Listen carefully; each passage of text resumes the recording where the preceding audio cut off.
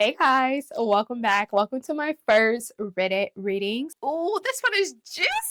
This is juicy. I don't even know where to begin. I can't describe how I'm feeling right now and how to process any of this. I made this account initially to see if anyone else has gone through something remotely similar to this. And unfortunately, it's not that common. I apologize in advance. I met my wife Sue in college. We were both 18 at the time. We hit it off as soon as we went on out. As soon as we went on our first date, saying I love you within weeks of dating. She kind of pursued me, but I'm glad as hell she did. We shared our deepest insecurities and secrets with each other. And when her dad passed away in our senior year of college, I was there for her through the whole ordeal. Her father had pancreatic cancer, and when he was hospitalized, I spent nights at the hospital with her so she wouldn't be alone. We got through it, and at that point in time, strengthened our bond. She told me she didn't know what she would have done if I hadn't been there for her. She called me her soulmate. I knew I was going to marry this girl, and sure enough, I popped a question about 2 years after we graduated. At that point in time, life couldn't get any better for me. I married the girl of my dreams. I had a well-paying job immediately after graduating, and both our families loved us. My best friend Dave and I had what I would call and describe as an unbreakable brotherly bond, or so I thought. We known each other since third grade. He was a brother I never had. He was also married and moved away with his wife because she landed a lucrative job at a big law firm. About a year ago, his wife died in a car. Oh, wow, that's terrible.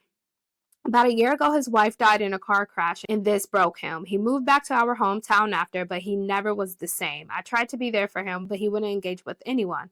No one understands the pain he was going through, so I asked my wife if she could talk to him, seeing as she had also lost a loved one, and that maybe Dave could relate better with someone who went through something similar. Yes, I know now that this was a huge mistake. We paid him visits daily. She would spend hours on end at his place even without me there. Oof. My goodness, people just don't learn. They were going on hikes together, watching movies, and not inviting me, grabbing lunch, all things couples do. Now, obviously, this is far more interaction than I had intended for them to have, and it did make me uncomfortable, but Dave was doing so much better from it. It's important to say that Dave and Sue never liked each other before this happened. This is because Sue always thought he was a douche. Before he married his wife, Dave was bouncing from relationship to relationship, and even after he got with his deceased wife, he constantly cheated on her. Oh, David's a terrible person. As a result, Sue had a particular dislike for him and always questioned how I could be friends with someone with such low morals. The disdain for Dave is also what made me oblivious to what was to come. My goodness, people, my goodness, okay. As I mentioned, Sue and Dave became inseparable to the point where she would invite him to things I had planned for us as a couple. More so, she started portraying characteristics of how I now know to be classical cheater behavior. Always on her phone, becoming increasingly distant, little to no intimacy, coming home very late. At this point, it was all too suspicious, and one day she was texting and I asked who she was talking to. She said it was one of her girlfriends. When I asked to see what they were saying, she became very irritated and called me possessive. When I talked to Dave about how uncomfortable the relationship was making me, he assured me nothing was up and even accused me of not trusting him and my own wife.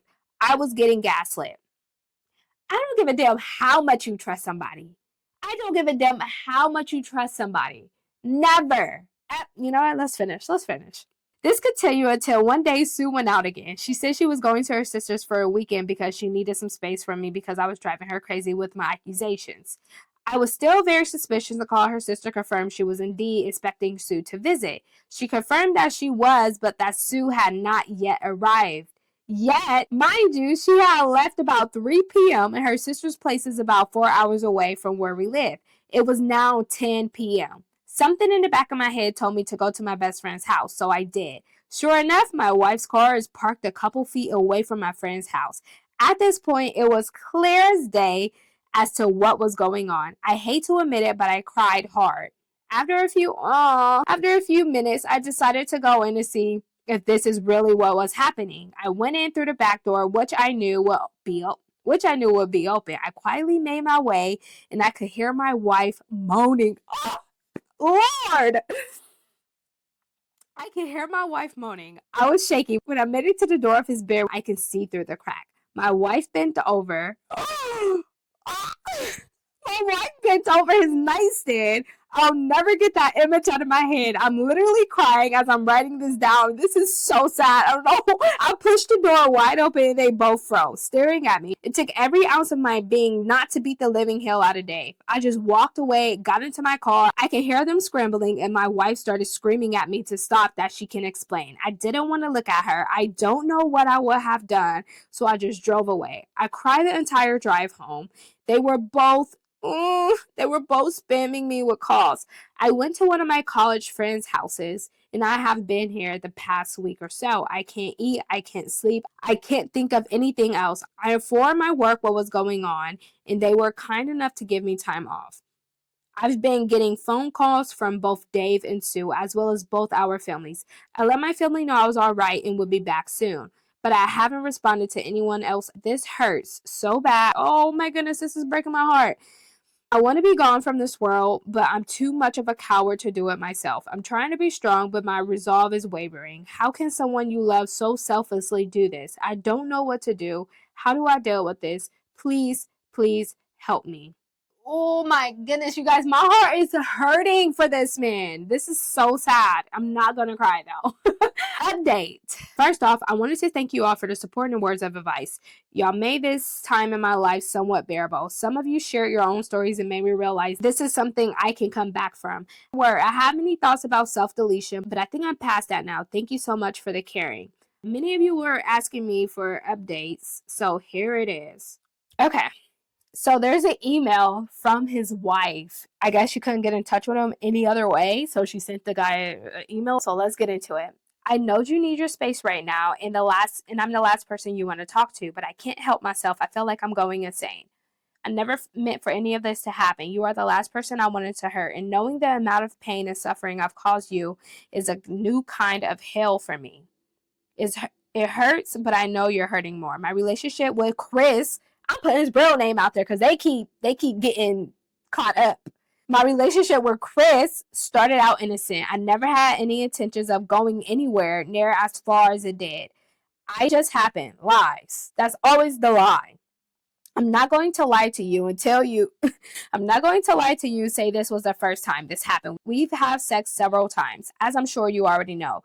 You always knew. You're a very smart man, and that's one of the things that I adore about you. However, my relationship with Chris only turned physical about a week before you found out. The rest of the time, it was only emotional. We connected on a much deeper level than I intended. Things just escalated from there. I know you brought us closer with all the right intentions. You are the most caring person I have ever known, and I don't even know where to begin describing how sorry I am for what I did to you. I would never forget the hurt in your eyes when you found out, and I'm going to live with that guilt for the rest of my life. I have feelings for Chris that I won't deny, but those feelings are nowhere near as strong as the feelings I have for you. I love you so much. You are my soulmate. You are my everything. I know my actions would say otherwise, but it's the truth. No, it's not. Don't ever question my love for you. It's real. That part of our relationship has always been real. I don't know why I did it. I think it was the excitement of something new and something taboo, and the taboo of the whole situation. As cold as it sounds, I'm not trying to hurt you when I say it. I'm just trying to be honest. It's too late to be honest, sis. It's way too late to be honest. I genuinely don't know why I would do something like this to you of all people. I'm a selfish person. I can't deny I did something unforgivable, and I can only ask for forgiveness. That's how selfish I am. I'm a hypocrite, and I know it. You have every right to hate me, and no one can blame you for it. But I wanted to let you know that what I did has nothing to do with you. It wasn't your fault at all. Chris and I took advantage of your kindness, and for that I am sorry. I really am. He is too. He is too. There's many things I want to say to you, but they have to be said in person. Take as much time as you want, but please, I'm begging you, give me the chance to make this right. Please come home. I love you. No, don't give her the chance to make anything right. Don't give her the chance to make anything right. She don't deserve closure. Sorry, not sorry. All right, so here's the update. As many of you guys suggested, as well as family and friends, I contacted a lawyer and we met up with her yesterday. I gave her all the details and she seems to be very motivated to help me come out of this as financially whole as possible. Given the circumstances, I still love my wife dearly, but I don't know if this is something I can get over. I received lots of messages from Dave. No, I mean Chris too, but I don't want to read them. I often switch from sorrow to rage and I don't know how to feel right now. Should I try to see if reconciliation is possible, or should I just end the marriage now and save myself more heartbreak? My family knows everything. Apparently, Sue confessed what she did down to everyone. I've been away from everyone for more than 2 weeks now, and I still don't know what to do. The pain still feels fresh. Every time I close my eyes, I see nothing else but Sue and Dave together. But Sue and Chris together. You need to tell me what her name is, too. And the pain doesn't seem to be lessening. I know most of you are saying to just divorce, and I would say the same thing too, but things aren't that black and white when you're the one in the situation. Giving all this new information, I appreciate my advice, particularly from people who've been there. Betrayed spouses in waywards. Update number 2. So I took some time off of Reddit and other social media to reflect on my marriage and the steps I was taking to move forward. I was getting lots of advice from the kind people on here as well as my family and friends. However, I wasn't sure what I really wanted to do. A lot has happened since then, so this might be a novel. Bear with me. When I look back on my marriage, most of it was filled with little else but happy memories, which is why I was trying so hard to find a reason to stay. However, when I started thinking about her cheating, how she and Chris gaslit me and made me question my sanity, the only thing I felt was rage. The deeper I looked, the angrier I got. I would never forget how angry Sue would get when I questioned her where she been and why she's coming home late. Or the disgust look Chris gave me when I asked him, man to man, if there was anything going on between him and my wife. The cheating was bad, and even worse, it was with my best friend. But the freaking gaslighting, I would never get over. Fair enough, I was played like the fool I was. But it takes a special kind of person to lie so effortlessly and so well. I don't know how they were able to flip the switch like that. Okay, guys, I'm sorry that I'm stopping in the middle of the story, but I have to almost forget. That he was friends with him and he knew his friend wasn't shit when he was friends with him before. You knew he was cheating on his wife, but you still stayed friends with him. He was literally cheating on his wife, but you stayed friends with him. So I'm not saying this is his fault, because this has nothing to do with him. Has nothing to do with him. But when you keep that type of company around you, don't expect good things from that type of person. Never expect something good from that type. If a person is cheating on the person that they made some vows to, that they literally put their hands before God and made vows to, they are not to be trusted. You have no moral compass. Okay? And she's like, and the wife is like, it just happened. You don't just don't pull down your drawers. That don't just happen. That is a conscience thing. To get in your car, grab your keys, lie to your husband, drive to his freaking best friend's house, go inside, pull down your drawers, bend over the nightstand. That is a conscious thing. That is a conscious thing. It doesn't just happen.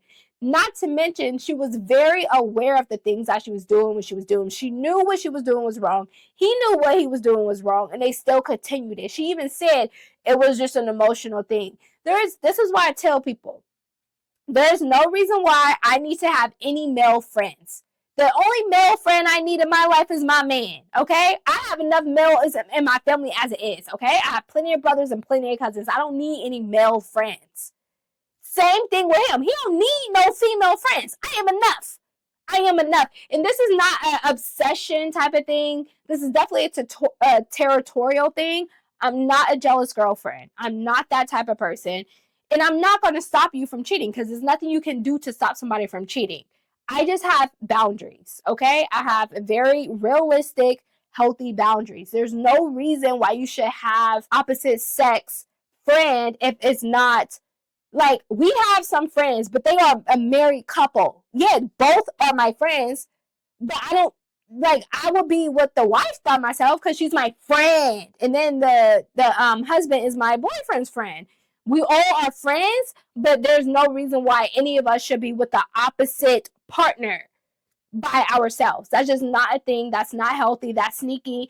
And at the end of the day, something's going to happen. Things like, people say like it just happened. No, you have to develop things. You have to get connected with a person in order for you to fall in love with them. And if you're getting connected with them, that means you're too close with them. You know too much. You all up in their business. You guys are sharing things. You guys are literally exchanging this. No. Let me move on. I'm sorry, y'all. I'm so sorry. Let's move on. I remember one night when she came home about 2 days before I found out. She was telling me how much she loved me and how horny she was when she was driving home thinking about me. Now I am almost certain she had come home from dates because she wasn't wearing any pennies. Ooh, she had intercourse with both of us back to back.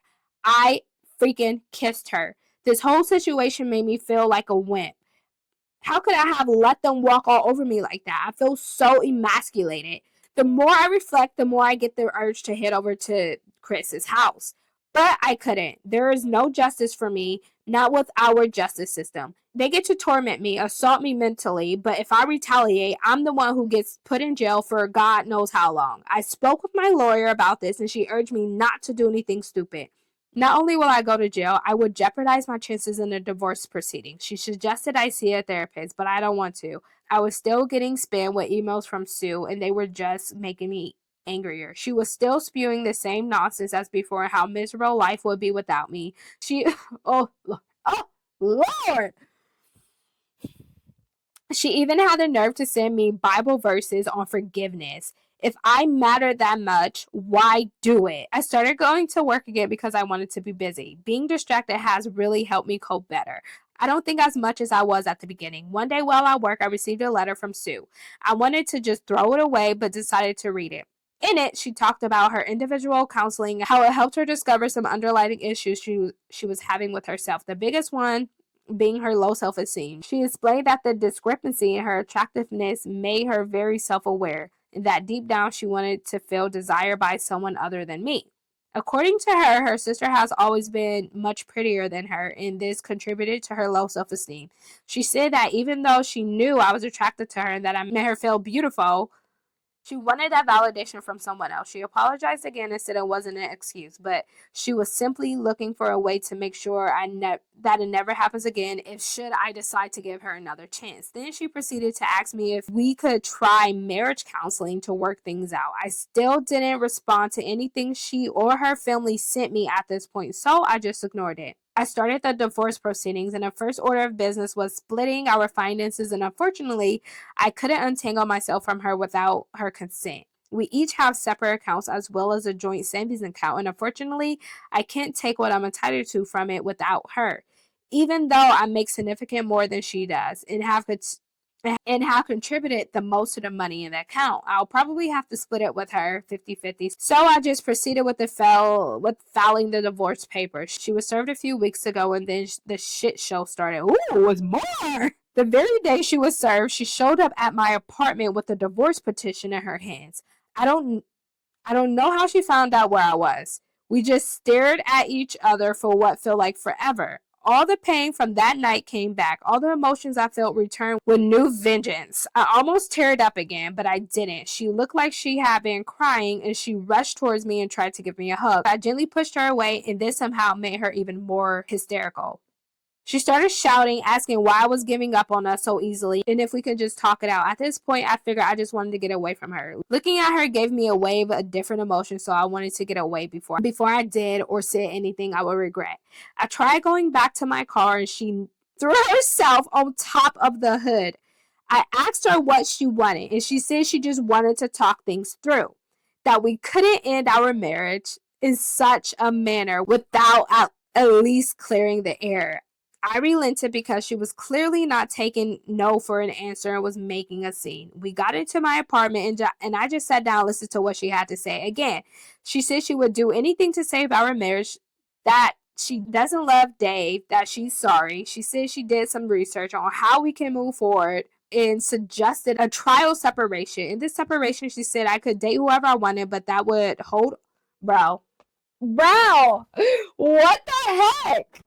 I had to take an intervention. I was sweating. In this separation, she said I could date whoever I wanted, but that I should hold off and at very least give her the chance to mend our friendship and then our relationship as husband and wife. She suggested a lot of other crazy stuff like one-sided open marriage in my favor, try showing me stories of other couples who survived infidelity, and even suggested we should just move to a different state or even a different country, just the two of us. That part kind of hurt me because she had spoken about moving and starting our family not too long before all this crap happened. When she was done, we just sat there in silence, again, just staring at each other, and then I asked her why him, why cheat on me with him, and then come back only after I caught her. She started sobbing really hard when I asked these questions. She said she felt really guilty even during the acts, but that she didn't know how to stop. That she was so deep in the affair that she didn't think of the consequences and what she was going to lose. She said that the counseling made her realize she probably would have cheated on me at some point, if not with Chris, then with someone else. This was supposedly because of some of the same underlying issues that she was unaware of. I asked her if she loved Dave, and she promised me she didn't love him. That they haven't spoken since I left, and that she doesn't even know where he is now. That she loved only me and would do anything to make up for what she has done to us. I asked her if she have ever cheated on me before all of this. She swore on her late father that this was the first and last time. I asked her who else knew about her and Chris. She hesitated and said only her sister. That she only knew about it a few days before I found out. That she implored her to end it and come clean to me. You guys who suggested that her sister knew were spot on. I asked her why she was begging. She was really doing this because she felt like it was the right thing to do and not because she actually wanted to be with me. She answered saying that she was doing it because she loves me and because she knows she's made a horrible choice. We talked for a long time, a lot of crying on her end, but not for me. Good. Don't show him your weakness. I had cried enough when I first found out and didn't have any more tears to shed over this. Good. Then I asked her if there was anything else she wanted to tell me, if there was anything else that she was keeping secret. She started sobbing again and asked me not to get angry. I got really nervous when she said that. Yeah, because it sounds like she's pregnant, but I'm sure she's not. Let's see. She started crying for a bit before I urged her to say it because it was making me uneasy. Then she came out and said she found out. Oh, ain't no way, ain't no way. She found out she was pregnant long after I had left and that she got a misfortune because she wasn't sure who the father was. She said she thought if it turned out to be Chris's, there would be no room for reconciliation, and she felt she had to do it. I couldn't believe what I was hearing. I was in shock, and she started begging even more not to let this be the end of our relationship. I just went numb. I asked her to leave, and she begged me to stay because we still needed to talk. All the begging was simply making me mad. Coupled with the news I just heard, I asked her how far along she was when she found out she was pregnant, and she said a few weeks. Then it hit me. Wait, you said in the email that you only started having intercourse with Chris about a week before I found out.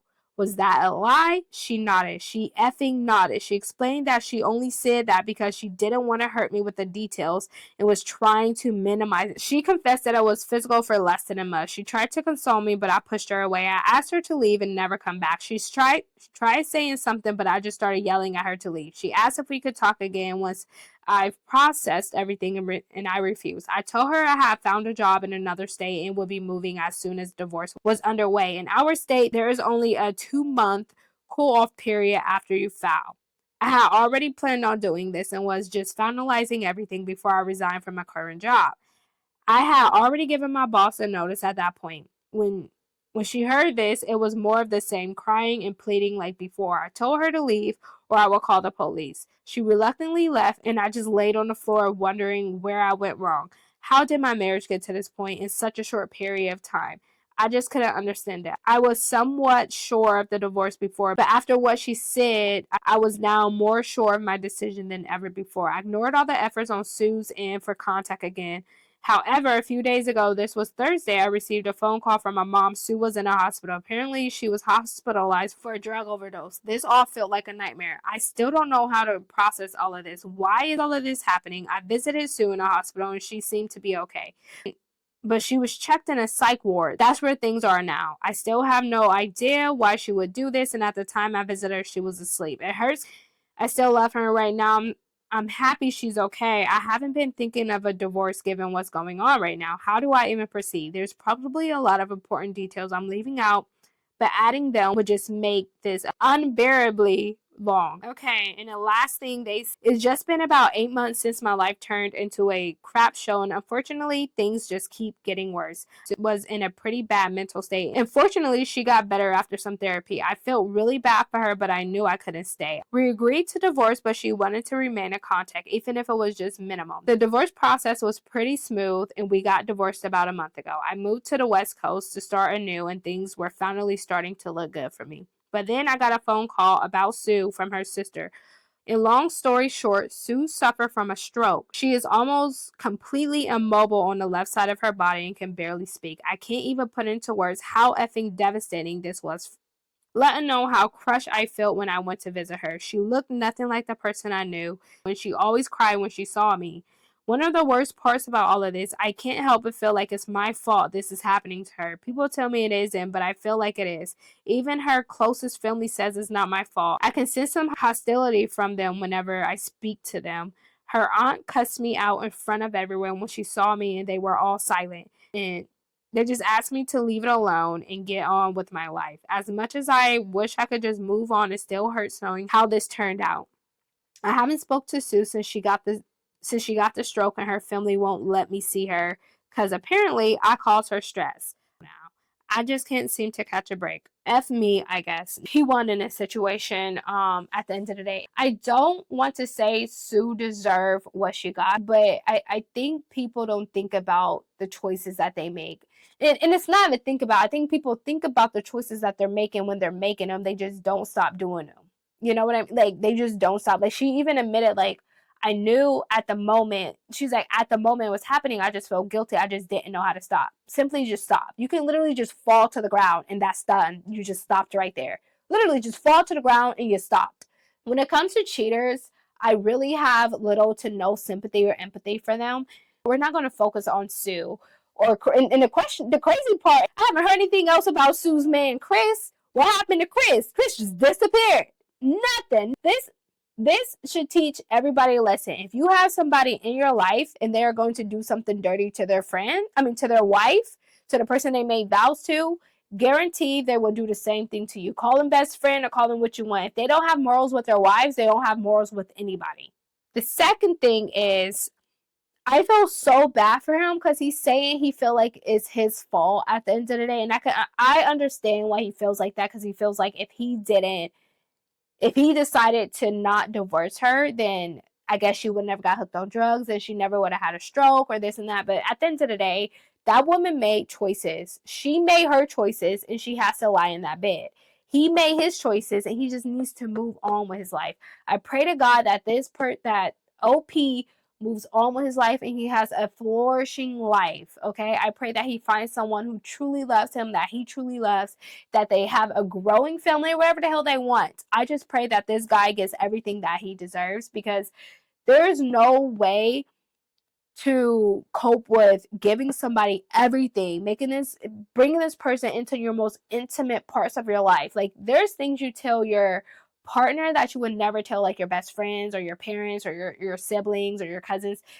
Some things are just between you and that partner, and for somebody to literally just stumble that with your best friend is insane. It's even more insane that the best friend went along. Like, it's not saying that this best friend particularly went along with it, because you already knew this person don't have any morals. And I think Sue's getting some things. She's going through a lot. If you guys enjoy this video, let me know what y'all think. Let me know your thoughts on this freaking story. I will see you guys next week. Bye!